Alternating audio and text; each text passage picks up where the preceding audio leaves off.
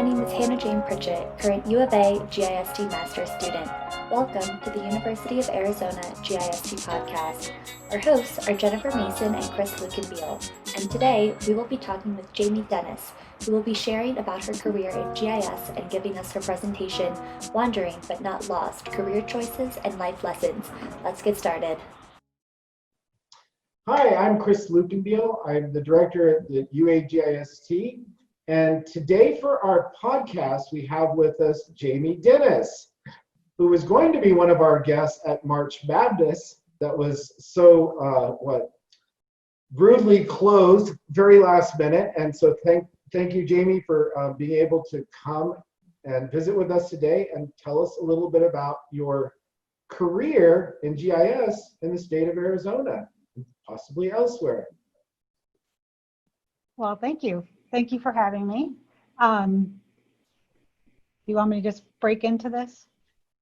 Yeah, what did you have to show us today? Okay, well, if I'm able to share my screen, right? So I really appreciate you guys having me. And I was really excited to do the March Madness. So unfortunately, like Chris, like you said, it was canceled. So I'm glad we were able to do this now.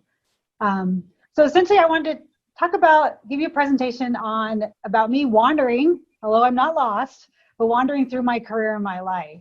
And through this story, I hope to give the students and anyone a bit of inspiration, along with a brief history of GIS as I learned it.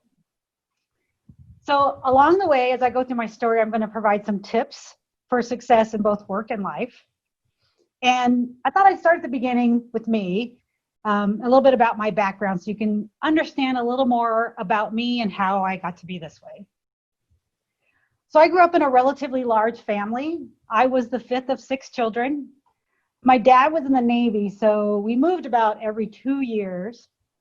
And I had a really great childhood where I was able to experience a lot of unique places like Okinawa and Morocco, and even some more exotic places like Florida.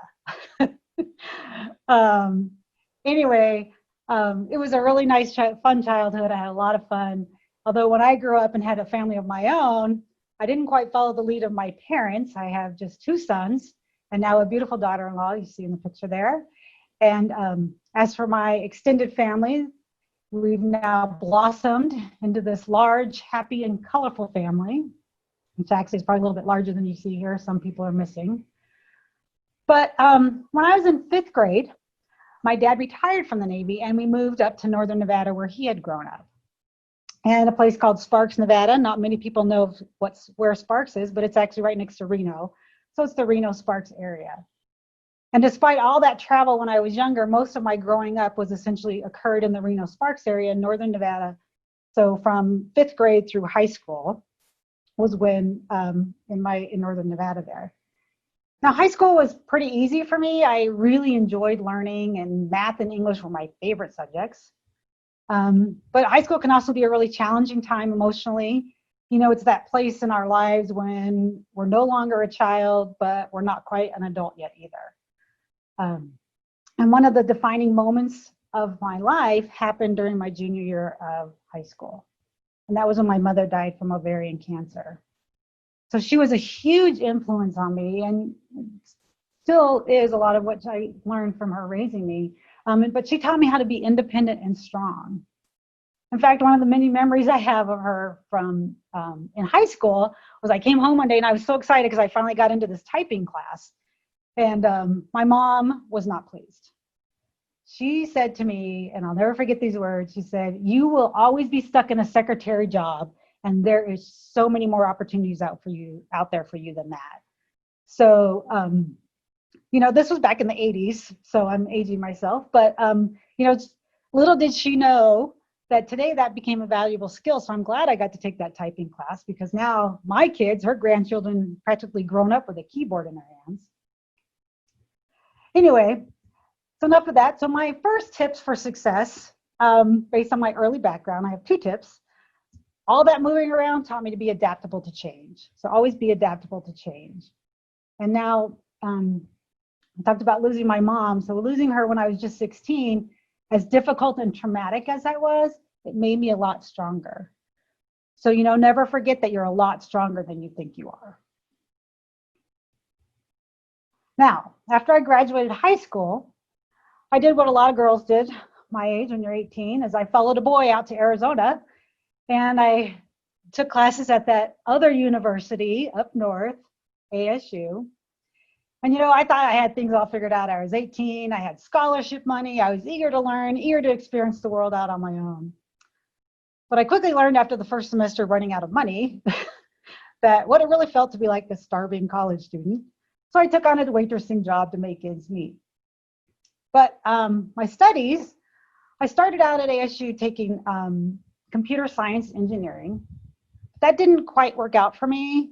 There's something about just didn't gel for me. So I went undeclared for a couple years, and I thought I might want to be a writer because I had really enjoyed writing in English, but I also enjoyed data and mathematics courses too. So I ended up stumbling into the School of Business, and I discovered research, statistics, and data analytics. And that was the perfect combination for my interests. So that was what my focus was on at ASU. And at the same time, the restaurant jobs, waitressing was not helping make ends meet. So I ended up taking a full-time job at Southwest Gas, which is a natural gas utility company here in Arizona. And I switched to taking courses at night. So I took a full load of classes. I would work full-time during the day, and I would take a class every night. ASU had started offering night classes at what is the predecessor to ASU West now. So at Southwest Gas, it was really a lot of fun. It was where I got my first exposure working with maps. One of the first jobs I had was reading data that the field crews would mark up maps similar to what you see here, this quarter section map. And I would take that information and enter it into a mainframe system. And through that, I evolved into learning how to do some database programming. And, you know, we didn't have Microsoft Windows back then. This is still the 80s. And almost everything was done from command line. But eventually, I was able to move into natural gas forecasting, again, more with data. And I used a lot of spreadsheets then and some basic programming. But I ended up getting my bachelor's degree there, and I started exploring industrial engineering because I really liked this natural gas forecasting. But then life happened. I fell in love and I got married, had my first kid, and then we moved out of state. But alas, the foray out of state didn't really last even a year. And we came back to Arizona, and I saw this great job at the Department of Economic Security for a research assistant. So I applied. I was super excited for this job. I remember the job interview.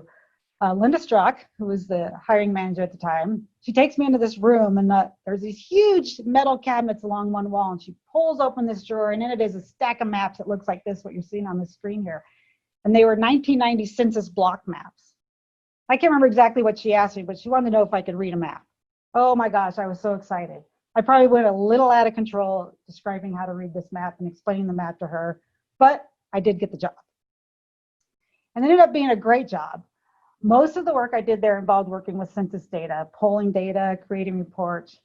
And then I eventually became the state demographer for population projections. And this is where GIS comes in. One day, the boss says that we're in our little team meeting, and she says, hey, we're getting this new computer system, a Unix workstation. Does anybody want to do it? And of course, I was all over that. I jumped up. I think I was the only one that actually volunteered to do it, but it was pretty exciting. It was no quick learning curve either, because I had to learn Unix. Again, Windows was just starting then, so there was some Windows, Microsoft Windows, but it was not evolved yet. And GIS had to be done on this Unix workstation, and it was on ArcInfo 6, which is the predecessor to ArcGIS. So I ended up going to 2 weeks of training to learn Unix, and then followed by another 2 solid weeks at the State Land Department learning ArcInfo. It was really cool. I mean, I got to do so much with this system. I learned how to geocode data for a project involving welfare recipients and their options for public transportation and daycares. I delved into spatial analysis with a project on migration patterns of Arizona residents. And I learned a lot of important skills about collaborating with other agencies because, again, the internet was just kind of starting. This was the early 90s now. And the internet was just starting. So you didn't have all this data available at your fingertips like we do now. But I did start to build a connection with other state agencies and gather data from other people. So through all that, my studies at ASU to my work at Southwest Gas and DES, I have some more tips. And I really started to see a vast array of opportunities out there, and I wouldn't have had some of these opportunities if I hadn't shown my eagerness and desire to learn and take on these projects. So the tip I have for you here is to always be hungry. Be hungry for knowledge. Ask the questions, take on challenges, and be open to learning new things. Now, one of the many things I did at DES was providing demographic data to folks from other state agencies. And that's how I met Tony Gonzalez. He hired me as a GIS analyst at the Arizona Department of Transportation over at ADOT. And I have to say, I spent 10 years at ADOT, and those were some of the most exciting and challenging times I had in my career. Tony was awesome. He was a huge advocate for GIS, and I'm so glad I had the opportunity and privilege to work with him. ADOT was an agency of civil engineers who were used to CAD drawings and land surveying, so they didn't quite understand this GIS thing. But Tony was very passionate. Among all the other duties we did is he started a teaching program through ESRI's or ESRI's authorized training program in order to teach ADOT employees and employees at other state agencies ArcView, which ArcView is now, ArcInfo had now progressed to a PC-based system, desktop-based system. And so this is the predecessor to what people know as ArcGIS or ArcMap and ArcPro today. And I assisted him in teaching these classes. And after about a year, I also became an ESRI authorized instructor and began teaching some of the classes myself. So when you have to teach these classes and teach the program, you get to learn a lot more about techniques and about data and information that you wouldn't necessarily do in your daily work. So this was a great expansion of my skills. Now, Tony passed away in 2001 from a condition called neurofibromatosis, but his legacy still lives on. In fact, many of you students listening to this podcast, we have, there's a scholarship done annually in his name that sends people to the education and training symposium. So he was a mentor. Not only did he support me with career advice and teaching me basically everything he knew about transportation GIS, but he was also a really good friend. He was there for me during my divorce, and he supported me when I became a single mom raising 2 kids. Now, there were a lot of other projects I got to work on at ADOT, and I'll just briefly, so it's 10 years. I learned a lot, worked on a variety of things like state road network, traffic count data, crash data, dynamic routing, all sorts of things. And the previous experience that I had at DES, learning Unix and ArcInfo, helped me out actually here, because when this new thing came up called the Arc Internet Map Server, which was the predecessor to ArcGIS Online, had to set it up on a Unix system. So luckily I had that background and was able to do that. Now, teaching was just a very small part of what I did at ADOT, but I really enjoyed that. And I was really honored to get to be invited to some of the elementary schools around the Phoenix area on GIS Day to share GIS with a whole new generation. And in fact, the reason why I brought this up is because one of the kids in this picture, I can't remember exactly where she is, but when she grew up, went to college, she came and she interned with me, and then later became a data analyst. So that's pretty exciting. Now, before I wrap up my ADOT years, I just wanted to know I'd be a little remiss if I didn't also mention my involvement with the Arizona Geographic Information Council, AGIC. And I had served on the AGIC board when I was at DES, and then after Tony's passing at ADOT in 2001, I was once again appointed to the board, and this time to represent ADOT, of course. Now, through AGIC, I was able to collaborate and work with GIS professionals from around the state. So the connections I've made and continue to make through AGIC have been invaluable, not just for data sharing and collaboration, but career advancement as well. So some of the tips I have, based on my DES and ADOT years: find a mentor. Be willing to share your knowledge and skills with others. You're going to find that they will also share them back with you. And build your network. I touched on my involvement with AGIC, but building a network of people to work also internally with ADOT inside my own organization was crucial. So don't forget about working collaboratively inside the organization that you work in, because that's going to really be beneficial to you as well. And then this one, know when it's time to move on. You know, when I was at ADOT, I really thought I was going to retire from there. It was the greatest job, so many amazing projects. There was constantly new challenges coming up. But unfortunately, in 2008, a new director came on board, and I directly reported to him at this time. And, you know, I adapt to change. Tip number one, be adaptable. So I was doing that, but unfortunately, there are some times when you just need to do it your own change. And it was pretty clear after a while, after a couple months, that he wanted to bring on his own people into there. So along with some other folks, I was essentially pushed out of the job I loved. But I didn't let that get me down because of my vast network. A job came open at MAG, at Maricopa Association of Governments. You hear me call it MAG.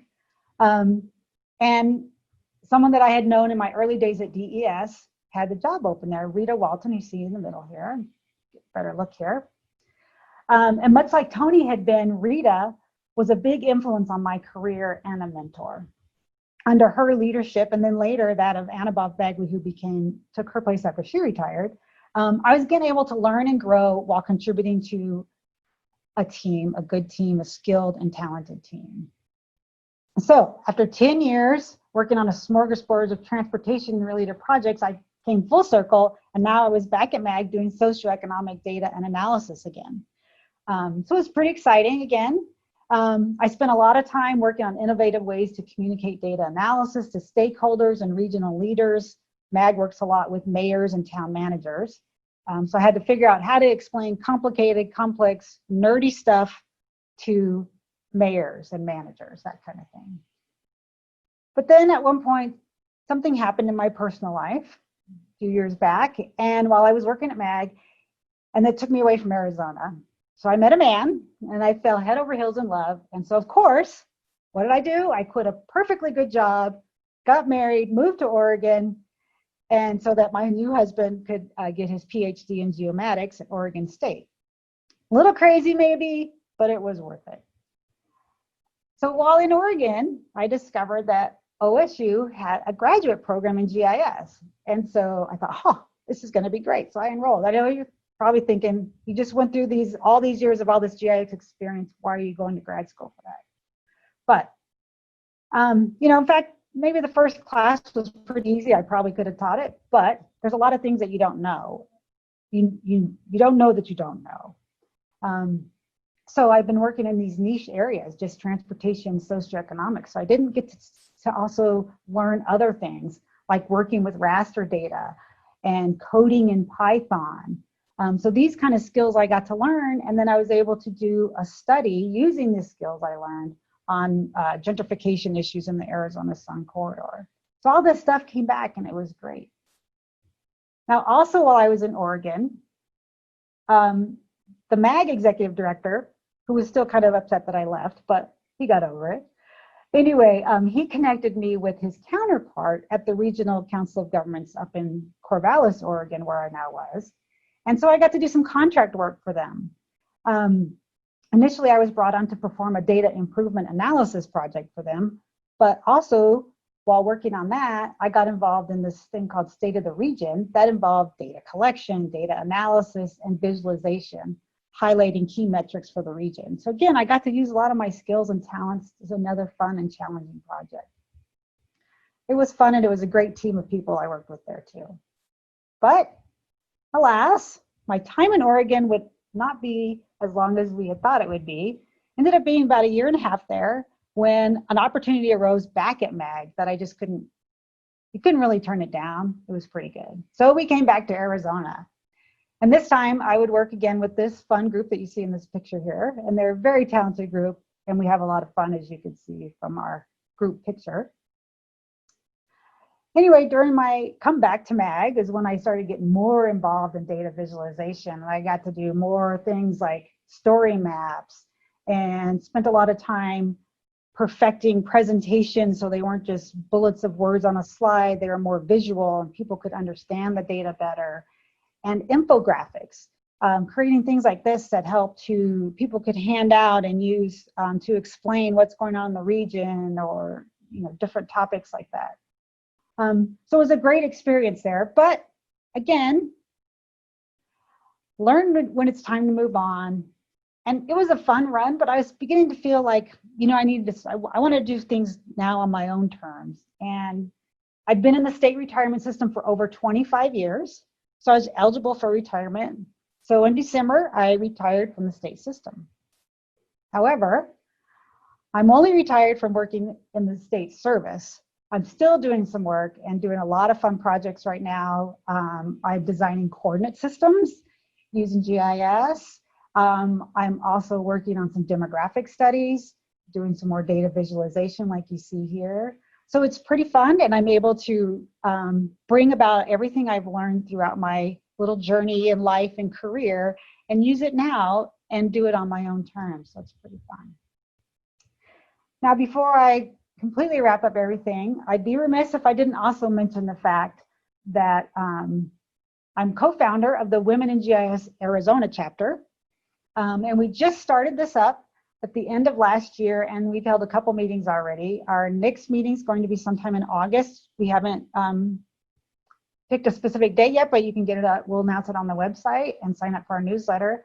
And the presentations, we're gonna have a presentation on work being done in Arizona related to the COVID-19, plus a presentation on self-care during these challenging times. So it's going to be a pretty good meeting. I encourage anybody's welcome to attend. You don't have to be a woman. So I encourage you to sign up. And again, sign up on our website. Oh, and one more thing I thought I would do that would really help as a student and as someone starting out in the career field.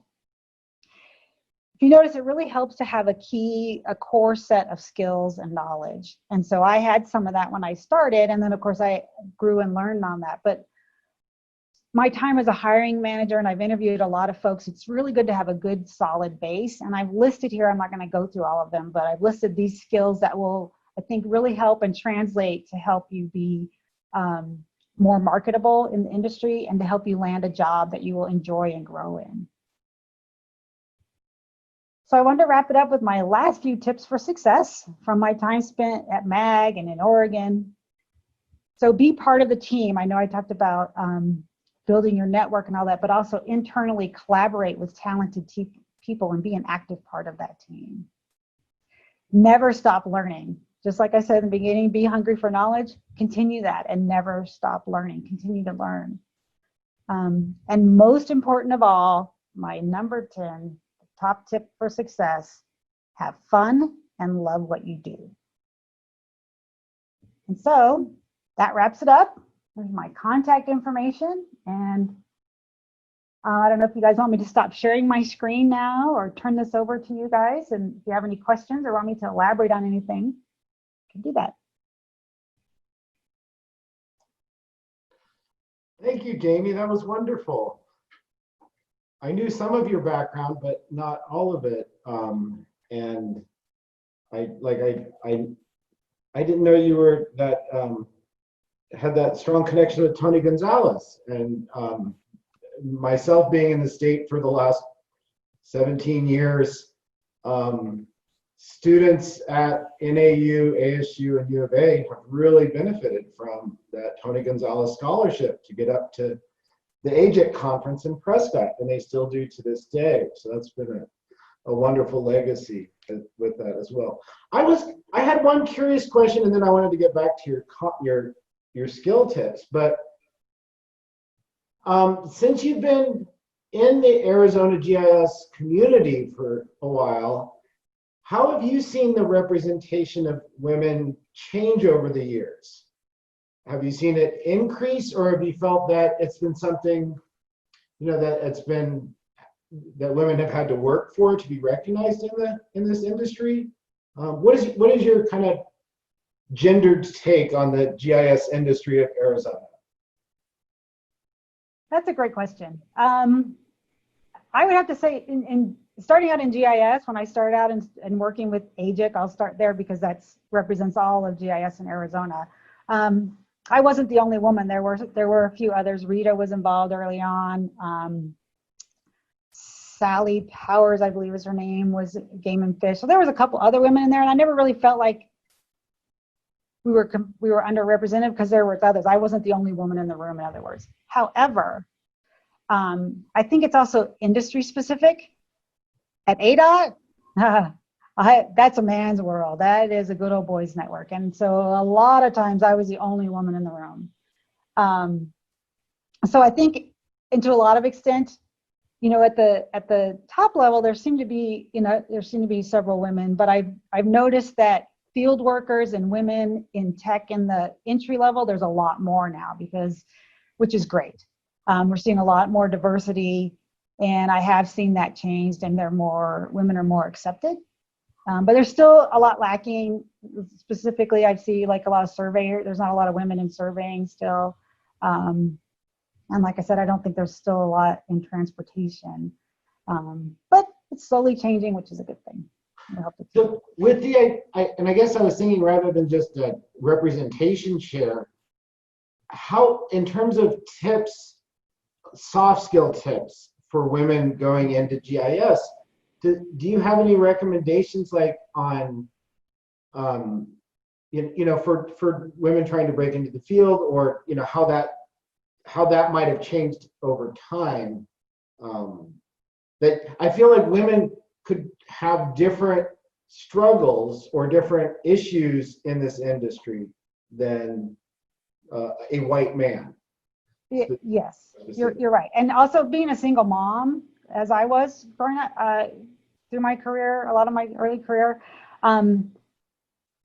So yes, being a woman, you have different challenges. One, like family. Things are changing, right? But it's more expected that the woman is going to take care of the kids. And so I had to get time off when my kid needed to go to the doctor. I had to do this, I had to do that. Even before I got my divorce and was single, my husband never did that. I always took the responsibility. And so I had to have a job that was flexible enough to allow me to do that, which did that. The other thing is, as women, there's still the stereotype where women, when you express yourself, you might come across as bitchy, as opposed to being a strong person. So it's a difference in our genders, men and women, the way we react. But for me personally, what worked for me, being in a woman in a man's world, was I learned a lot about how to, and I think this could work for anybody, whether you're a woman or not. When I was young, I thought I knew everything. So I go into these meetings with all these men, and I'd be telling them all this stuff, and I'd be all excited. And I slowly started to learn that wasn't working out too well. So I stopped, I paused, and I started doing more listening. So I'd go into meetings and I didn't say a lot at first. I would sit back and I would listen to what all they had to say. And so I could be able to make an informed contribution to the conversation. And I think that really helped in gaining a lot of respect from them, is I would listen to them and be able to have that conversation, whatever it was, whatever topic we were working on. So I think listening but don't back down. I'm not saying that, and don't be meek. Don't be that. You need to speak your mind, but you need to do it in just a professional manner. I think that's my biggest tip, I guess. Does that answer your question? I have a question for you that I was thinking about during your presentation. And I actually noticed, I think you're right also in terms of representation, even through my graduate career. And today I saw a lot more women joining GIS. And I was in a program that strived to have the diversity. So, we had women in our program, but I would go to conferences and it would really depend on what specific subfield in GIS we were looking at, where you would see almost entirely men and some a lot more women. For instance, in cartography and visualization, I felt like I had a lot of women with me because that's kind of my background. So I guess I kind of felt that as well in my experience, and I'm excited to see a lot more women, joining the field. And to segue into another question, I was actually curious, and I think that maybe we all have different ideas or ways that we keep up with the field. But for me, trying to figure out, I think it was a pleasant surprise when I went to a very different conference, which was NACIS. And I had traditionally gone to only kind of all academic conferences. And when I went to NACIS, I got to see people from news stations to just everything, and to see how they use specifically cartography. But I'm interested to see, what you did in order to keep up with the field, to see people. I mean, obviously you're not as immersed in kind of academia as maybe Chris and I are, but to see, what these different areas are, how they use GIS, how it helps you keep up with skills and training, other than, what opportunities have already been thrown at you. So I'd love to hear kind of how you keep up with new things that are coming out in GIS. Well, the internet, of course, is a great thing, and I get excited over data visualization and cartography like you, and so I keep up by I'm a member of ERISA, and so we get a lot of newsletters, and there's some journal articles in there, a lot of great articles in there. Before the internet exploded in the house, if we get a printed one, and there was a lot of great articles in there. Esri has their the ArcUser magazine, which has been around for quite a while. That has a lot of great stories and tips in there. The whole thing is connecting. If you're into transportation, say, I'll just use that as an example because that's one of my background, is connecting and looking at what other people are doing in that industry. And I think also not necessarily getting specifically with GIS and mapping in that industry, is look at other topics within that industry, for lack of a better word, and how, and I'm always thinking about how could GIS be applied to that to make it even better.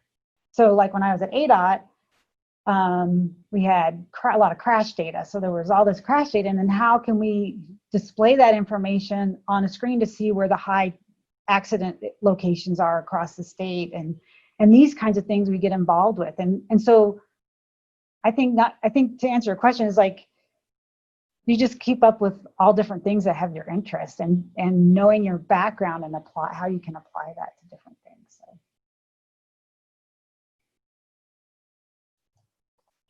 I noticed when you talked about tips for students to consider on, and I loved your wandering, your use of wandering as a metaphor. I think that the military brat lifestyle, which I know personally as well, lends itself well to us being geographically diverse experiences, help to encourage you to think more broadly in a spatial way. But more specifically, I really appreciated that you focused equally on hard skills and soft skills, and that you were showing the main tips as being soft skill tips, which is something that in GIST at the University of Arizona, we talk about as professional education, which is for what goes on outside of the classroom is equally as important as what goes on inside the classroom.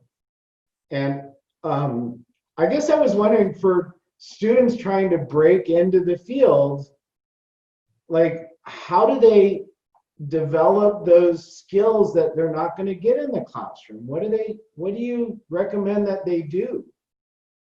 Excellent. And that was exactly what I wanted. I'm glad you got that, because that was what I wanted to portray, was the soft skill side. Because yeah, you guys, the students can learn anything, they can learn the techniques and the hard stuff at school, but the soft skills are hard.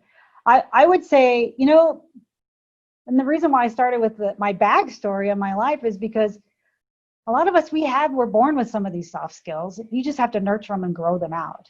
Okay. So like you said, I was a military brat. So I learned how to adapt to change. There's something now, people's individual lives, they have these skills that they have that they haven't learned how to use. Soft skills, like also learning how to sell yourself. It's very difficult. A lot of times it's more difficult for women because we're not taught to do that too much. But learning how to market yourself and do yourself. I think one of the key things that they can do to learn some of that stuff is attending, join different groups, whether they have a meetup to try to meet with people and do some presentation, get some presentation skills, but learn how to interact with people and listen to other people and watch them. One of the key things I did, so I guess one of the biggest advice or the biggest ways to learn is one of the things I did when I was at ADOT. After Tony passed, I got thrown into management pretty quick. And so I was young and naive, but I was pretty much terrified on the inside. And so I didn't really understand what it was like to be a true leader. And so I told you about going in and kind of making some mistakes at first with people and thinking I knew everything at first. So that was the wrong way. But listening, but I found certain people in the organization that I really respected when I got into a meeting and they knew how to handle themselves. And I suddenly thought, oh, that's the quality that I want. And then I also saw people that were just like no good. I mean, they couldn't deal with people. They were just not very good. And I learned that that's not how I want to be, right? So you look and observe at others and learn from how others act and how they react. And I think that was huge for me. I learned a lot from just by observing people that I admired and looked up to. And that really helped a lot.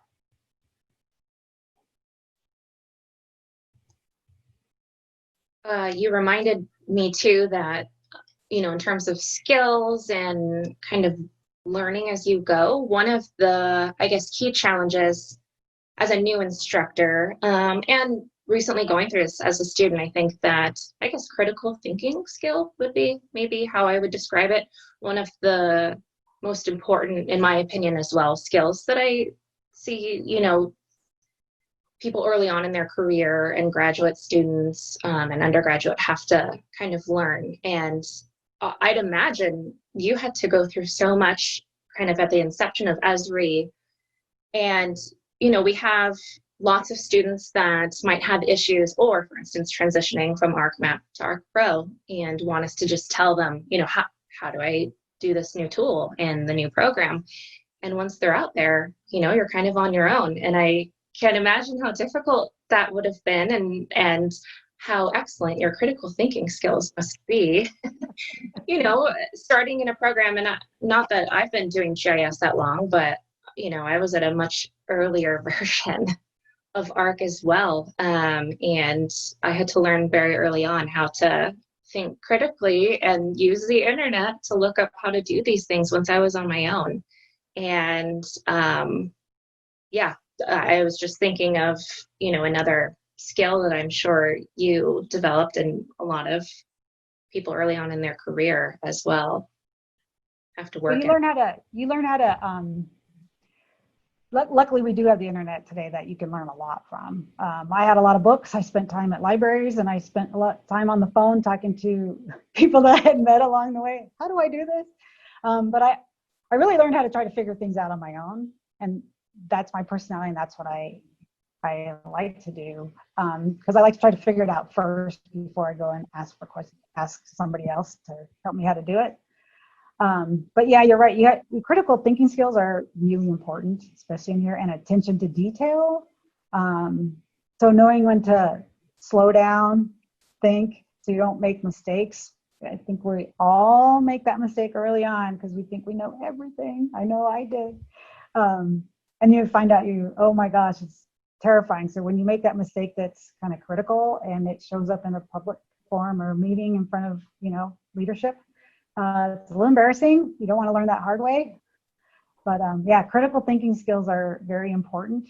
I think a lot of people might get that through their, they got to do capstone, if they got to do a capstone project, if they're doing that in some of their courses, for the whole program. Do they do capstones?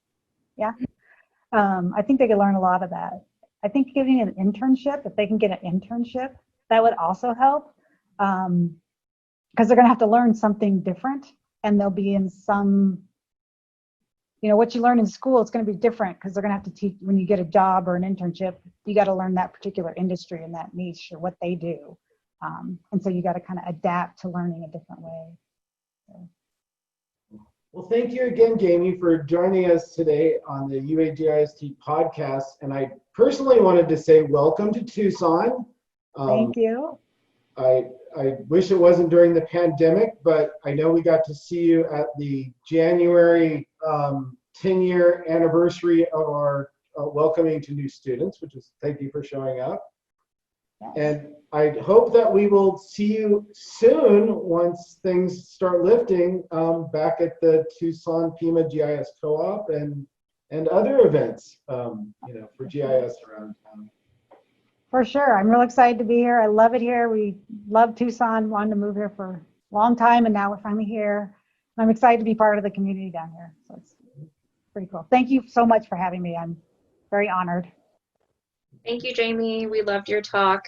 It was a lot of fun chatting with you. Thank you.